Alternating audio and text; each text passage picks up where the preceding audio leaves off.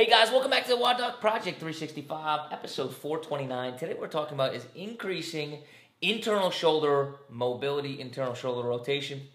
Now, traditionally when we do this, or more commonly we we increase it by prying and using the lower portion of the arm, the distal portion of the arm, to kind of increase and mobilize and pry into internal rotation. Today what we're going to be doing is positioning the hand, the distal portion of the arm, into a position and then using the proximal portion, the shoulder, to kind of pry and increase that internal rotation mobility. So to understand that, we first have to look at a little bit of the mechanics of the shoulder, a little bit of how the shoulder blade works, so that way you'll have an understanding of what we're going to do when we lay down, do the mobilization. So here it is.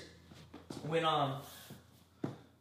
we bring our shoulder into internal rotation, what generally happens is this shoulder blade likes to kind of dip up and around our body. It likes to fold over like such.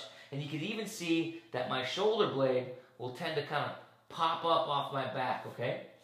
So what I'm going to do is I'm going to bring my shoulder back and down. They call this shoulder retraction and depression, okay? I should be thinking about bringing my shoulder blade down towards my opposite pocket, okay? Now when I do this and I hold this position, if I keep my elbow back, what I should feel is some increased pressure towards this posterior cuff region and even to the outside of my arm and possibly to the front of my shoulder, which is absolutely okay. That's what we're looking to do, okay? But the thing is what we're doing is we're positioning the arm and then mobilizing with the proximal portion, the scapula. So let me show you how that's going to look when we go ahead and we sit down and lay on our backs.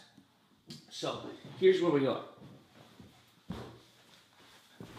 We're going to get down like this, and all we're going to do is we're going to take the hand that we're mobilizing. You could do both at the same time if you want to, okay? In this case, I'm just going to do one so I can point it out. I'm going to take this arm, I'm going to put it into the small of my back.